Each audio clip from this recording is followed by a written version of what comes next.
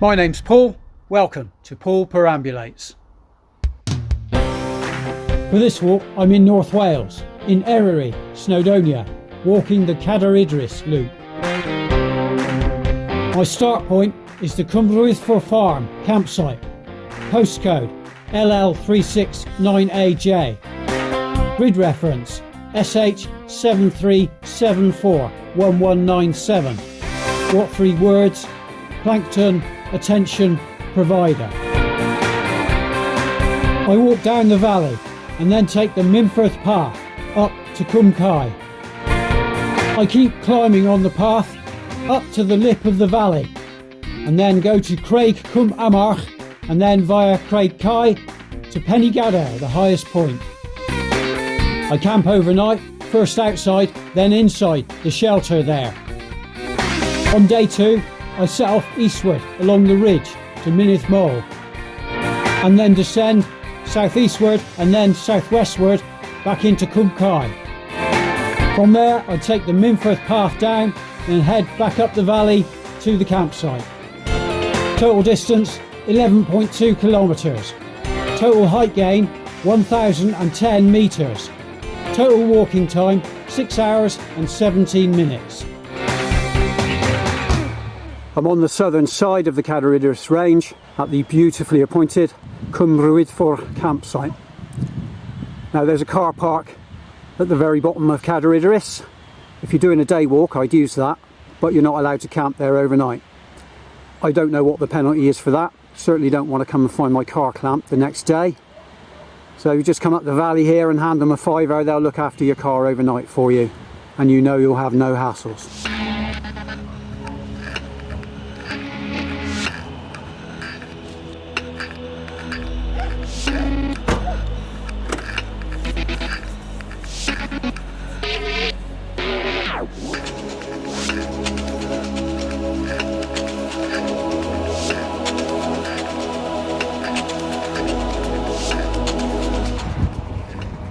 Between the campsite and the bottom of the Mynydd path is a very busy A road which connect the two, and there are no pathways along a lot of it.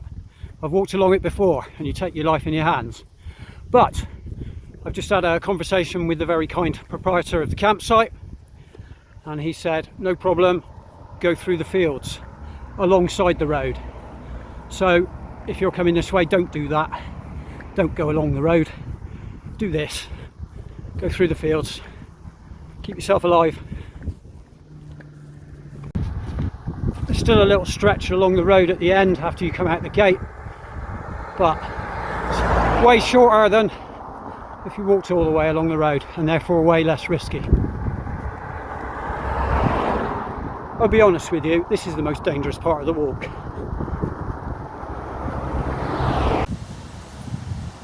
Here we are at the gates of the car park.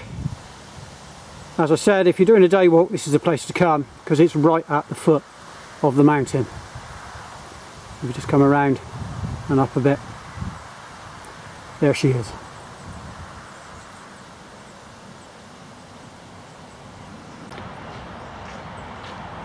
Just to confirm my earlier assertion, no overnight stays.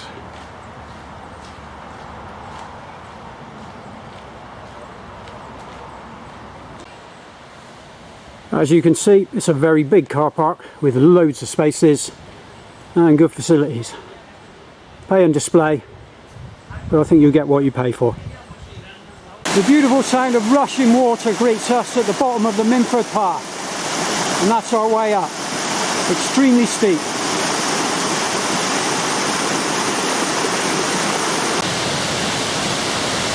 There's initially steps on the way up, and then it changes to stones. But the constant all the way is the sound of Cadair rushing down the rocks by the side of the path.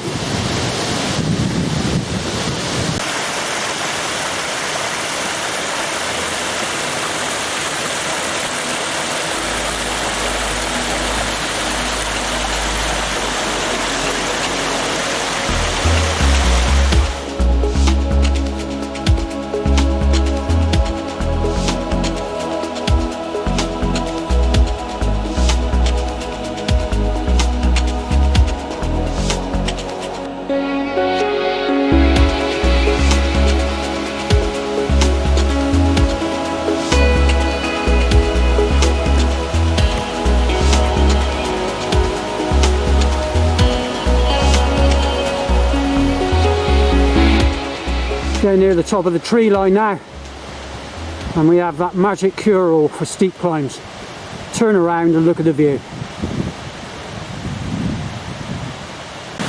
I'm at the point now where the path splits to go either way around the top. Just here, Cadair, making that lovely sound. Really nice picnic spots that people are enjoying just below this point. As you do come up to the top of the tree line, thankfully it gets a bit less steep, but that's not to say that it isn't still steep.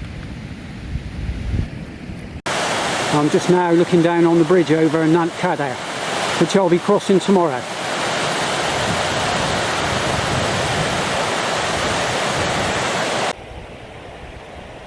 Just before we round the corner into Cwm Kai, a word on pronunciation.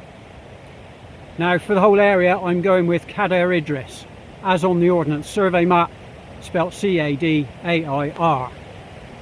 And because the highest peak, Penygadair, spelt G-A-D-A-I-R, I'm going with that pronunciation, Penygadair. Now, I've seen it spelt C-A-D-E-R, Idris, and Penny, G-A-D-E-R. And I've even heard that pronounced Penygadair. I'm going to stick with Penygadair. In Welsh, like in any language of any age that spreads over any sort of area, there are internal dialects and differences, and I could probably ask two different Welsh speakers for their opinion and I'll get two different answers. So that's what I'm going with, Penygadair and Cadair Idris.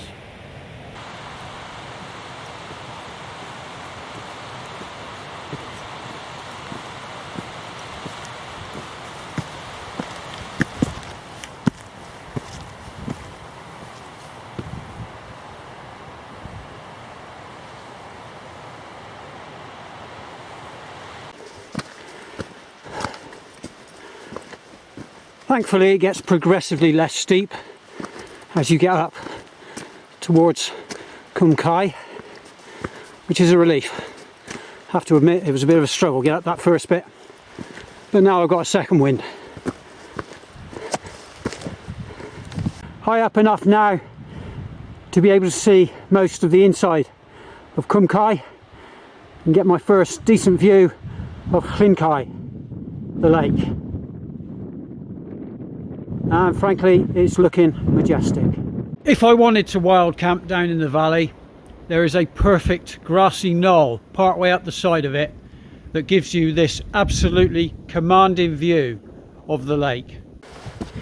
Climbing up from the floor of the valley to get onto the rim, once again very, very steep. Reminds you you're not on a hill, you are on a proper mountain.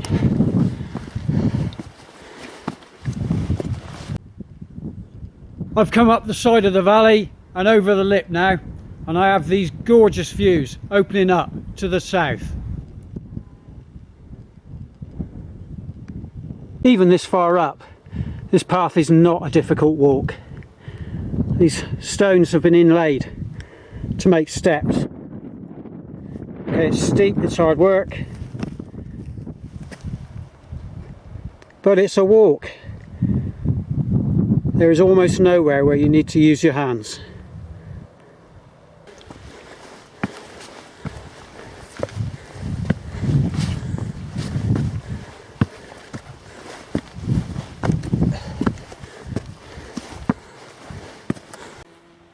I'm at one of the points where the path around the lip comes close to the edge and you're looking straight down into Cwm Kai. Good few hundred meters down there.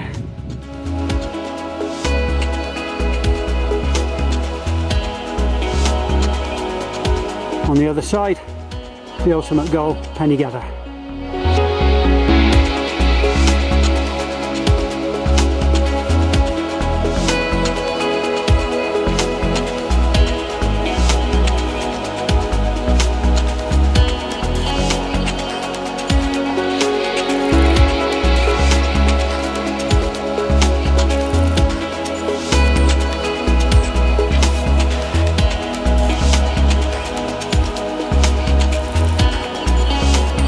Heading round towards the first main peak on the lip now, Craig Cwm Amarch, and the paths around here really are very friendly.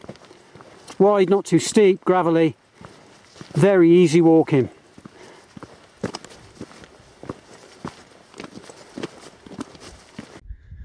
The first main peak of the walk, Craig Cwm Amarch, 791 metres. The big one, Penygadair, in the background. I'm going to need some water, so come down into the little col between Craig Cwm Amarch and Penygadair, and I'll follow it down until I find where the stream starts. Fingers crossed. I took a little bit of a risk leaving it this high up before looking for water, but a little way down the col between Craig Cwm Amarch and Penygadair, I've found that beautiful sound that I was listening out for. Have a listen to this.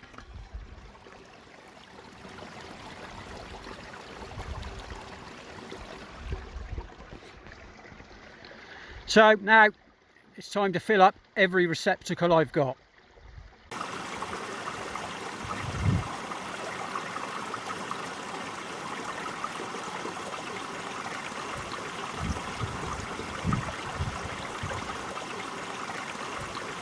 Decent quality too, nice and clear.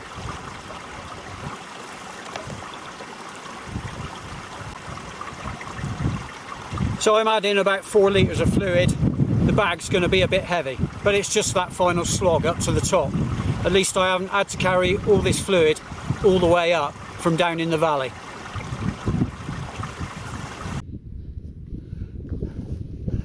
Climb back up to the col with all that weight in my bag. Wasn't the most fun I've ever had, but I'm back on the path now and I'm in very good shape.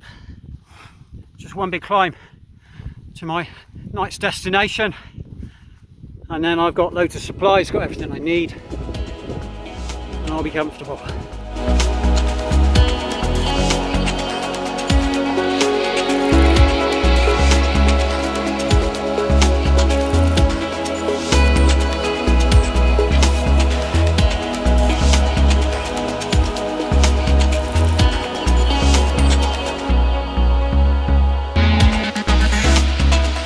Final grind up to Penygadair now, and the path is pretty much like what you'd expect near the top of any mountain in Eryri, or anywhere really. Rocky, quite loose, very steep, hard work, especially at the end of the day, but when you know you're still going to be at the top, well worth it.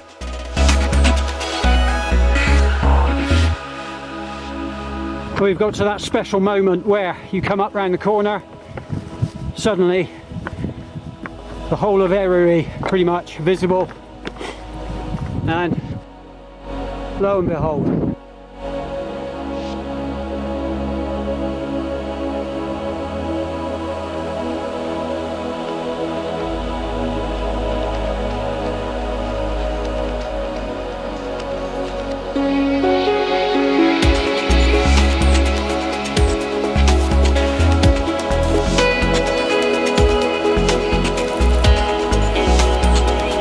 after a very long and a very tough day, Penygadair, 893 metres, high point of the Cadair Idris range.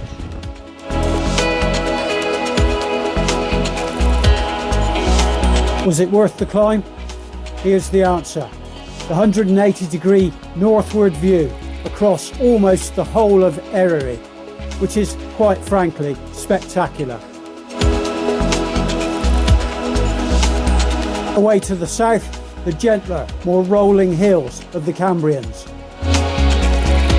Looking west, along the Claim Peninsula, and then over Cardigan Bay and out to the Irish Sea. Closer, Craig Cwm Amarch, where I was earlier. And where I'm going tomorrow, eastward along the ridge to Mynydd Moel, and then dropping down into Cwm Kai.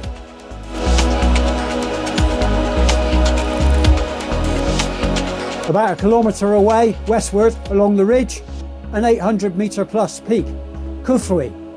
But I've been there before, so today I'll just content myself with a shot of it from here. And if I've reached the top, that of course also means I've made it to my overnight spot, the shelter.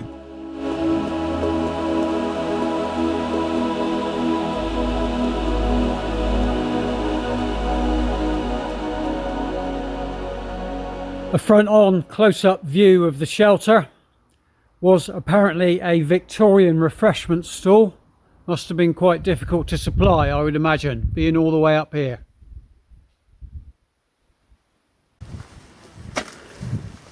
Water on the floor in the entrance. Water on the floor everywhere, actually. Yeah, the floor is wet all over. Now it's got these benches. They are dry, but they are very thin.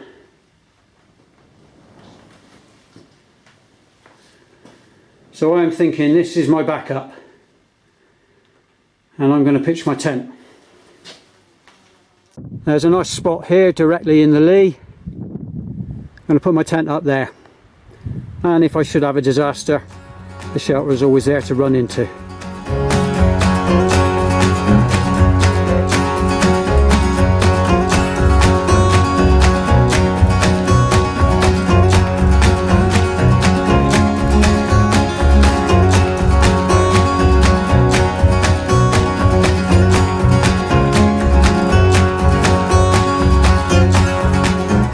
So I'm all set up now, and it's looking good.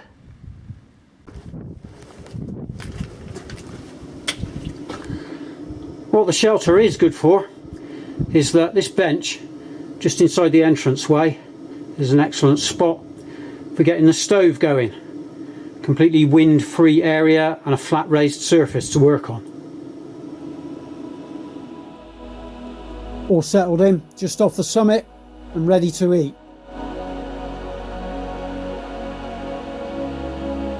Time now to just relax and take in this wonderfully serene scene in the late evening sunshine.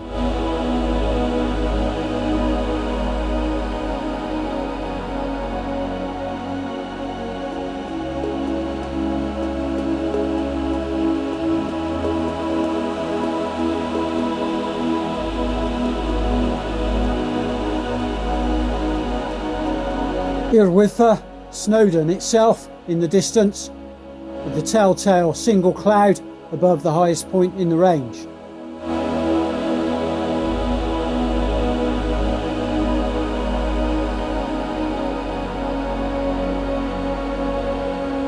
Unfortunately, this evening's sunset is invisible behind a large bank of cloud away to the west.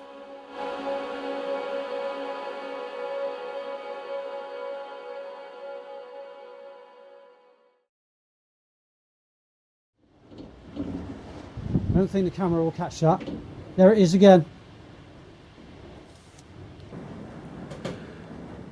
I was already getting battered by my tent in the wind. Could have dealt with that.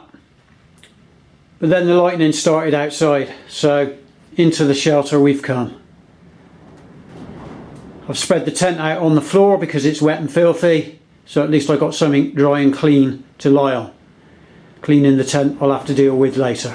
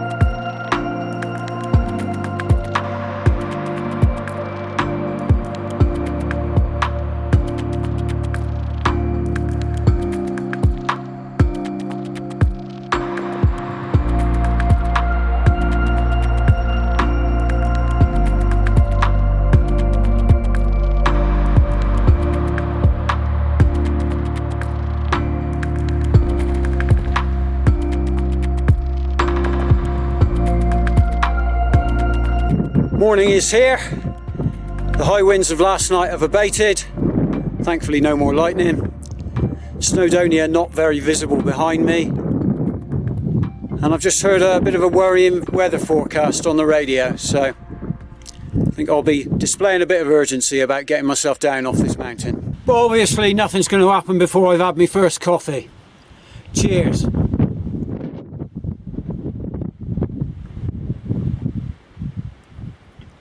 Cadair Idris means the chair of Idris. In legend, Idris was a giant king of this area, so huge that he used the mountain as a chair. Legend says that anybody who sleeps overnight on the slopes here, as I've done, will descend in the morning either a poet or a madman. Now, I came up with this little ditty. From old Snowdonia's slate grey mass does Cadair Idris rise, the mountain seat from which the giant king philosophised. Idris decreed, the legend says, that those who came alone to stay the hours from dusk to dawn atop his ancient throne, from that night on would change in one of two contrasting ways: a poet or a madman be, from then for all their days. And so I came to stay here on this mountain in North Wales. I set no store by ancient lore or superstitious tales. I gained the top and laid my head and slept here peacefully, and can report that neither fate has since befallen me. Now, you might conclude from that I ended up as a poet. You might also conclude that considering that decent poetry is the act of a madman. You can vote in the comments. Eryri is progressively clouding over as the morning goes on.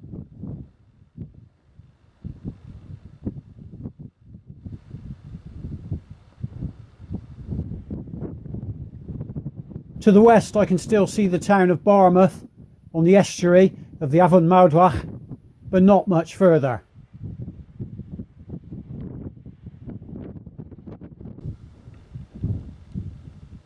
To the east, Cadair Idris' sister peak in southern Eryri, Afon Mawddwy, is already attracting an awful lot of cloud.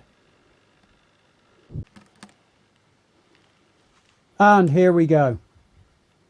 Over the course of a couple of minutes, like the gentle drawing of a veil, visibility is reduced from over 30 kilometres to under 30 metres. This is when the tools and skills to navigate in these conditions come in very useful.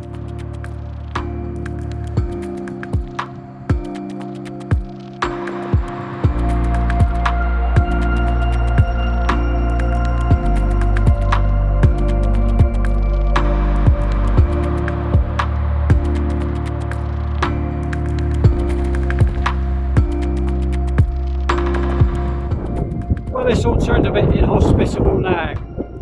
30-yard visibility.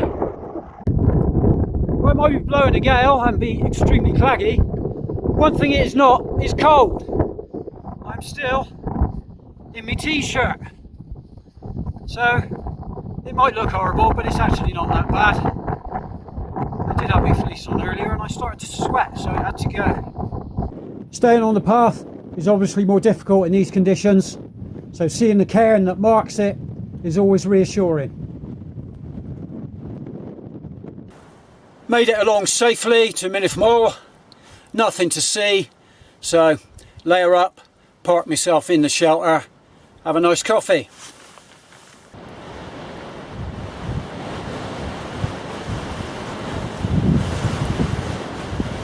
Cheers. So this is what there is, little crag, this shelter, cairn, but in this weather, no views. This shelter is actually pretty good. It's a double ender, so we've got a very unusual south-southeasterly coming in today, but I'm protected from that in this end. Your more normal wind direction would be a westerly, and I'm pointing at the end you'd go in to shelter from that. in this shot. So nice and big and substantial, and will keep the weather off you.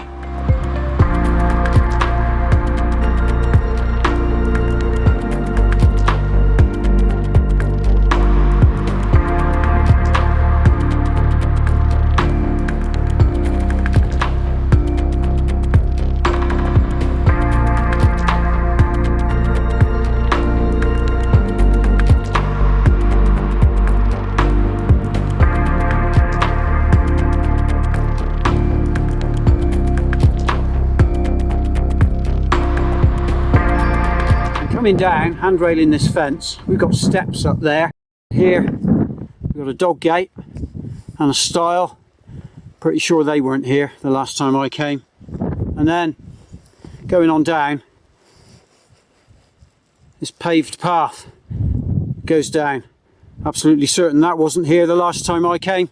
Fingers crossed it goes all the way to the bottom.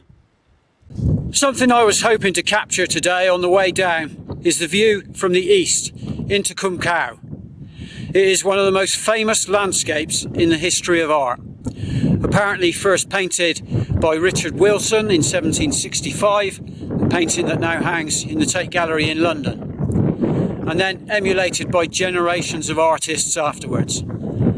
Particularly during the Napoleonic Wars, when the Alps became that much more difficult to access, lots and lots of well-to-do artists came to Snowdonia for their inspiration, and it is such a beautiful view that it was painted many times over. We're on the right spot here and looking in the right direction, but unfortunately the weather has decided today that we can't see it. That's a real shame. Perhaps I'll splice a photo I took in on a previous trip, just to give you an idea of what it looks like. I'm now at the spot where today's path down meets yesterday's path up. Nice solid slate bridge over the Cadair, and the beautiful sound of rushing water.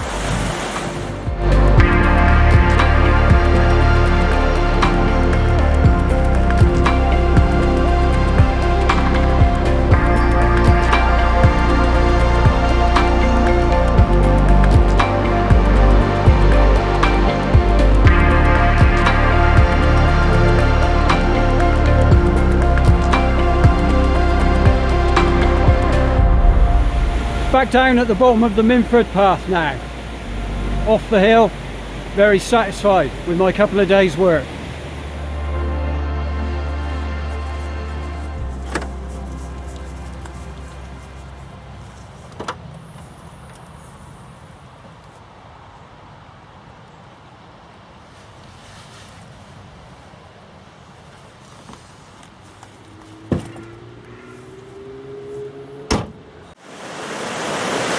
It's a bit of a theme of mine that in any given range of mountains or hills, the honeypot, the one that most people go to, will be the highest.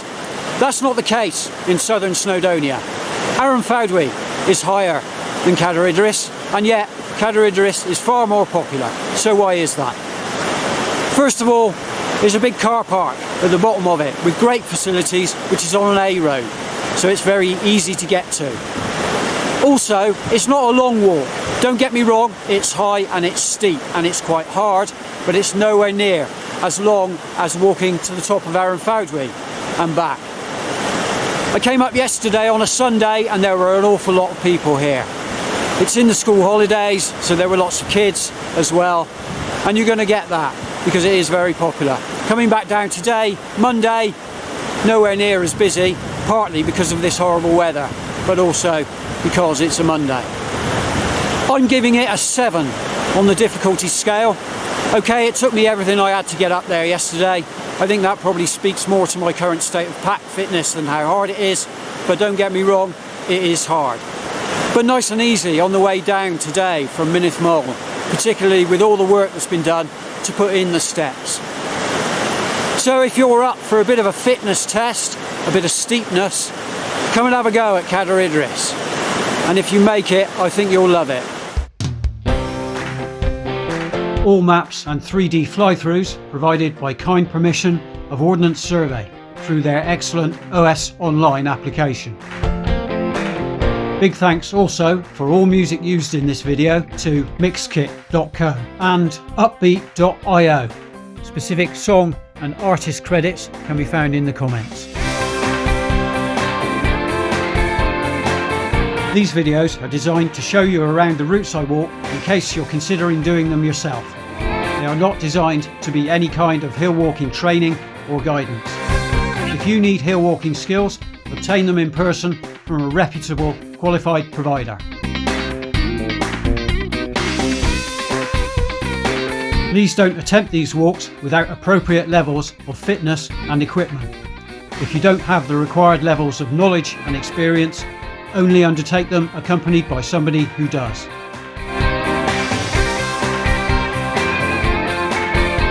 You can find out more about me and my background and experience at my website paulperambulates.co.uk.